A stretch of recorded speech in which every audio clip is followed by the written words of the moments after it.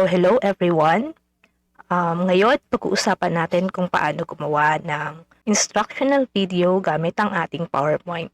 So, una nating dapat gawin ay, of course, ang gumawa ng ating PowerPoint presentation na naglalaman ng lessons or topics na gusto mong gawan ng instructional video.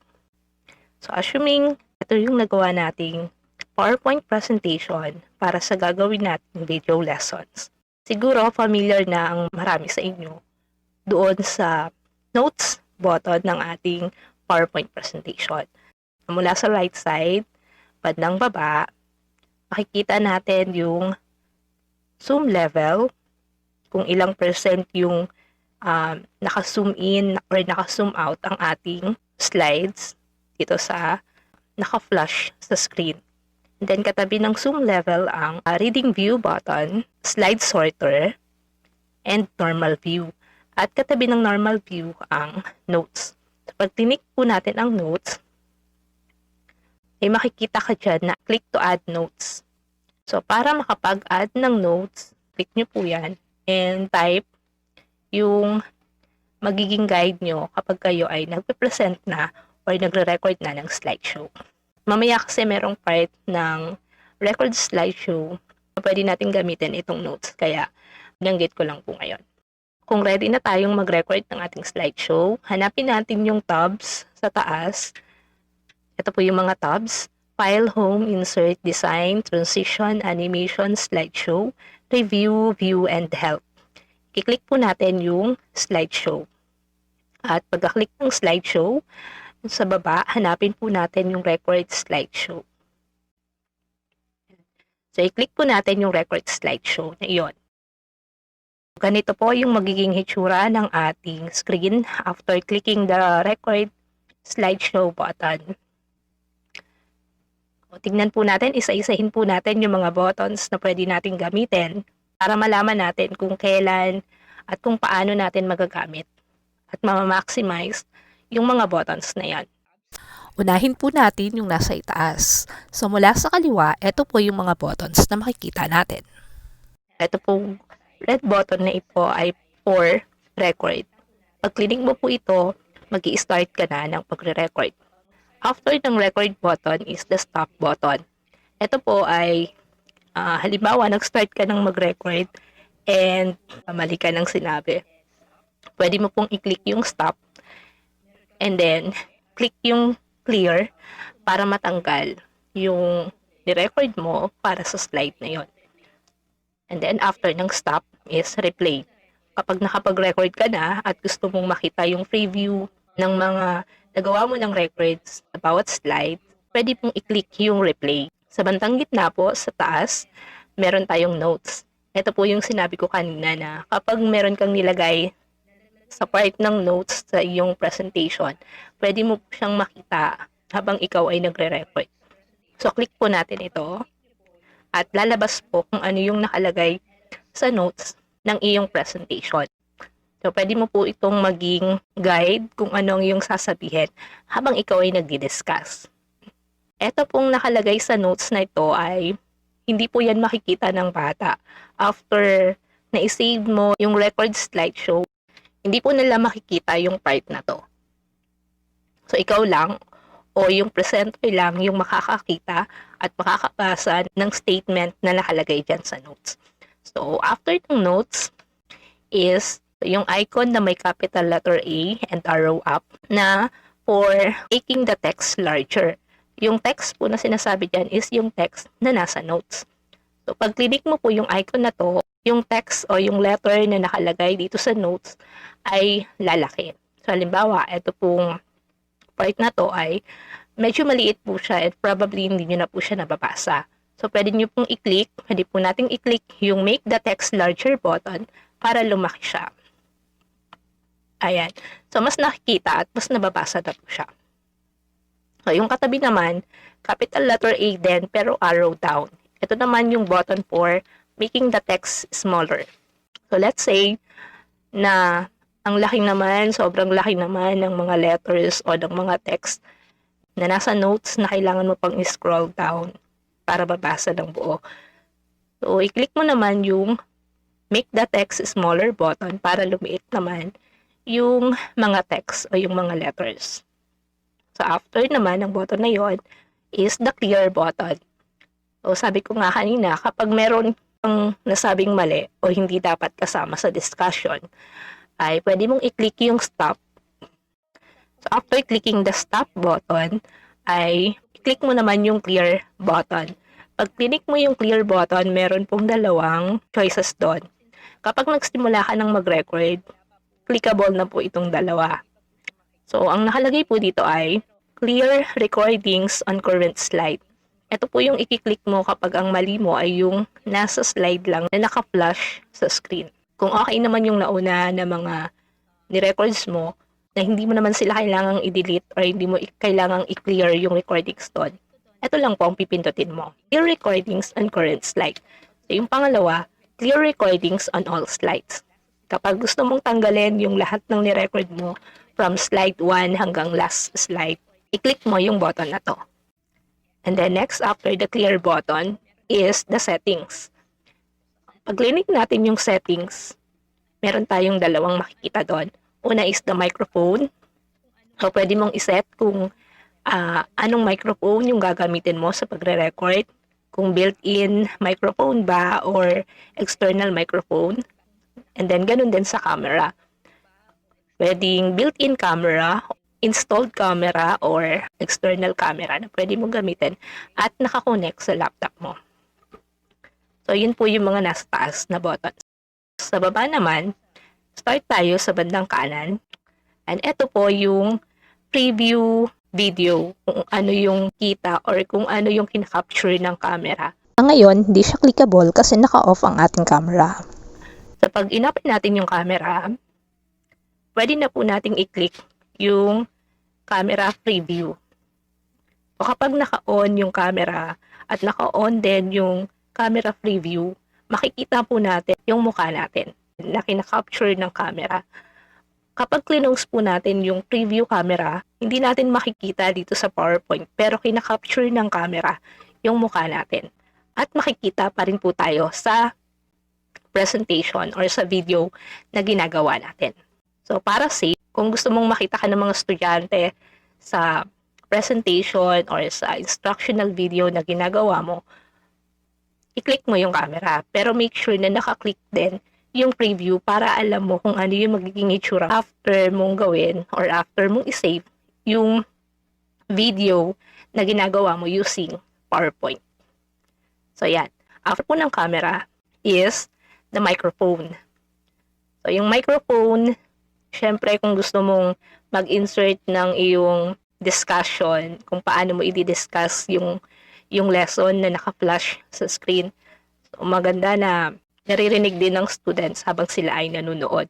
Pero kung ayaw mo namang mag-insert ng discussion or the way you discuss the lesson, pwede mo naman siyang i-close. So, kung ang balak mong gawin ay video na may background music lang and then nagpa-flash yung mga lessons, pwede naman po yun.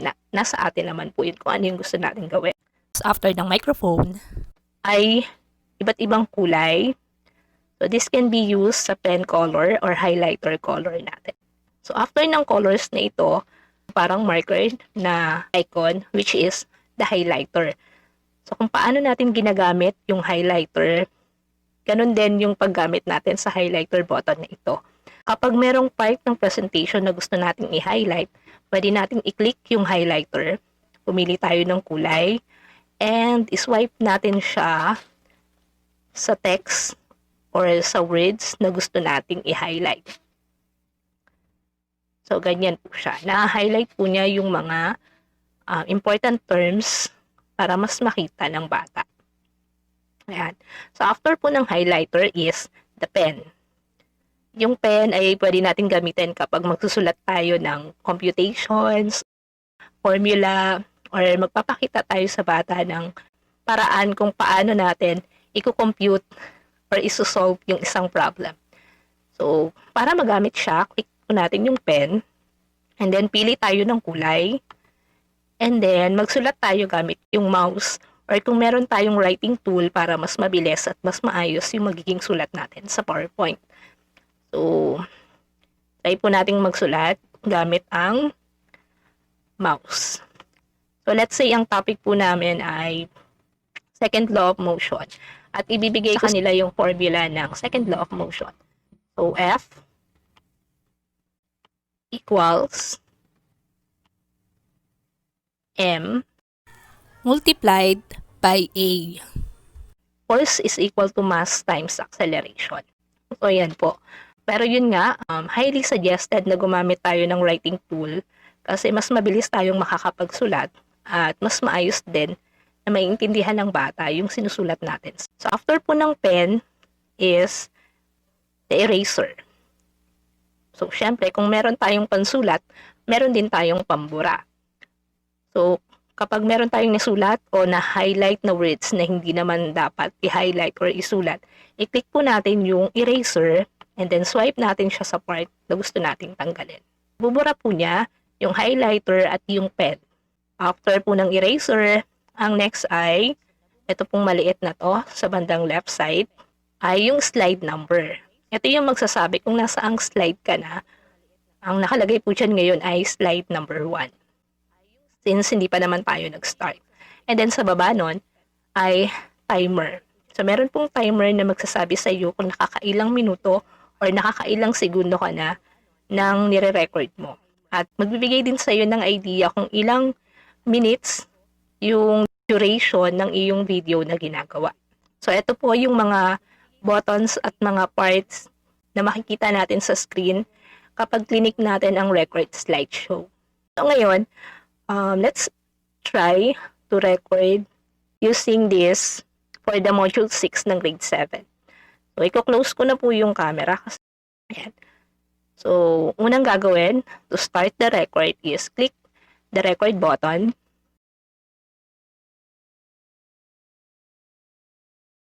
Good day, dear learners. Today, we will be discussing about the content of your Module 6 entitled, We've Got the Solutions. The most essential learning competency that we need to develop in this module is to be able to investigate the properties of unsaturated or saturated solutions. Before you start taking this module, please set aside other tasks that may distract you while enjoying the lessons. Read the following directions to successfully understand the goals of this module. Number 1. Follow carefully all the instructions indicated on each content of this module. Number 2. Note the important concepts of the lessons by writing down in your module, because writing improves learning. Number 3. Do all the provided activities in this module. In some activities, your parent or guardian supervision is highly encouraged. Number 4. Let your facilitate. Yan. So, halimbawa po, nagkamali po ako sa part na yun, i-click ko yung stop, and then, clear. So, dahil nagkamali ako sa slide number 3, ito lang naman yung kailangan kong i-clear. So, the recordings on current slide, yung kailangan kong i-clear. So, okay. So, after ma-clear yung ni-record kanina, so, start ulit ng record for slide number 3.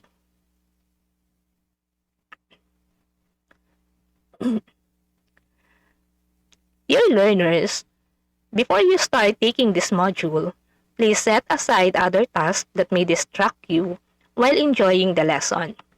Read the following directions to successfully understand the goals of this module. Number 1. Follow carefully all the instructions indicated on each content of this module. Number 2. Note the important concepts of the lessons by writing down in your module, because writing improves learning. Number 3. Do all the provided activities in this module. In some activities, your parents or guardian supervision is highly encouraged. Number 4. Let your facilitator or guardian evaluate your answers. 5. Conceptually analyze the post-test and apply what you have learned. And lastly, Do not forget to enjoy learning.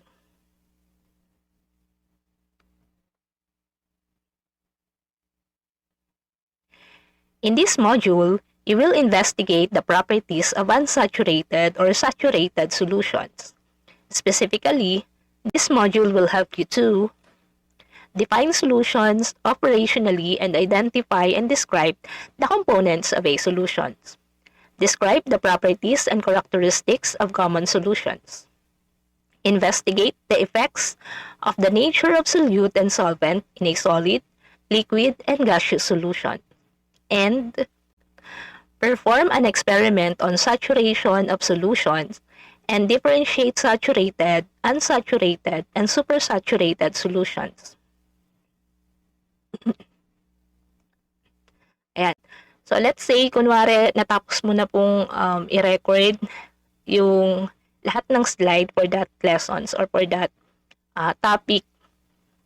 So, ngayon naman, ay titingnan natin kung ano yung magiging outcome ng ginawa nating record. So, click po muna natin ang stop. And then, click natin ang replay. Good day, dear learners. Today, we will be discussing about the content of your Module 6 entitled, We've Got the Solutions.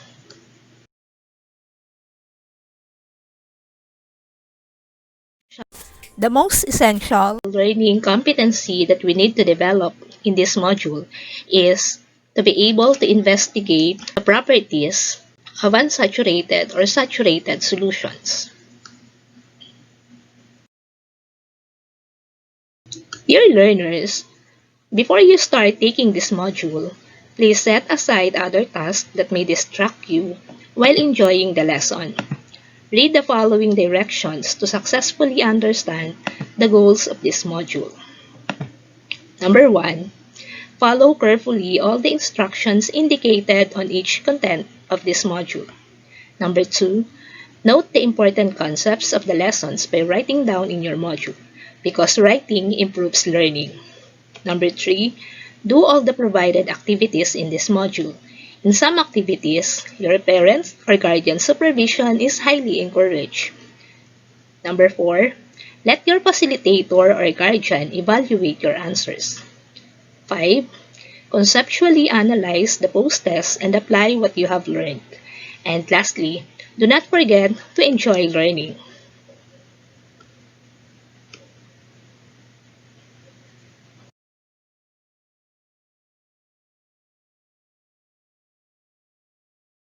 In this module, you will investigate the properties of unsaturated or saturated solutions.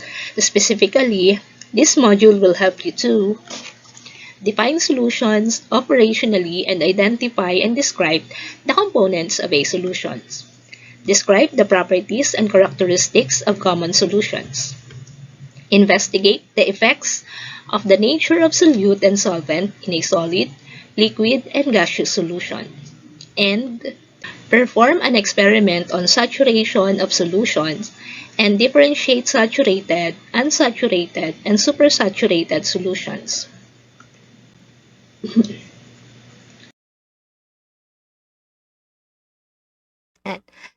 So, nakita po natin, napakinggan po natin na yung outcome is okay naman. Sabay ng pagpapalit ng mga slides ay yung audio. So, okay naman po sila. So, pwede na po natin i-close ang window na to. And then, isa-save na po natin siya as video. And, so, after nating i-close yung record slideshow na screen, makikita nyo po na sa bawat slide ay merong icon na parang mic or parang speaker or megaphone. Ito po yung sign or symbol na nagsasabi na meron na kayong nai-attach na audio for that slide. Pwede nyo rin pong pakinggan by clicking this, pero narinig na rin naman po natin yan kanina. So, okay. After nating makita na okay naman yung naging outcome ng ating mga ginawa, ngayon, isa-save na po natin siya. So, click natin yung file, and then hanapin natin yung save as. Click yung save as. Tapos, dito po sa may right side nung kulay red na yan, is kung saang part mo siya gustong i-save. So, pwedeng online, OneDrive ng DepEd NCR1 or sites ng DepEd NCR1. This PC, add a place, or mag-browse ka ng location kung saan mo siya gustong i-save. Kung gusto mong i-save sa laptop or sa computer mo, this PC ang i-click. And then, click mo yung arrow up sa taas para mapili mo kung saang part ng laptop or ng computer gusto mo siyang i-save. So, isa-save ko siya sa desktop para madaling hanapin. And file name yung nasa baba. So, lagyan natin ng file name. Let's say, video lesson 1. So, after nun, sa baba ng name ay kung anong format naman ng file mo siya isa-save. So, click natin yung arrow down at hanapin yung MPEG-4 video or MP4 format ng file. So, ito po yung MP4 format. Click po natin yan. And then, after clicking, isa-save na po natin siya. Yan. After po nating maklik yung save, makikita po natin yung nandito sa baba na nagpa-process na po siya. So, mag-aantay lang po tayo ng ilang minuto after para matapos yung pagsasave niya. So, medyo matagal po yan. Siguro 5 to 10 minutes. Depende sa haba ng video na create mo. Ayan. So, after po nun, pwede na nating, pag na-save na po yan, pag na-process na po yan 100%, pwede mo na pong tingnan at hanapin yung file na sinave mo. Yun po yung paraan kung paano makakagawa tayo ng instructional video gamit ang ating PowerPoint presentation. So, I hope na meron po kayong natutunan and marami pong salamat sa pakikinig.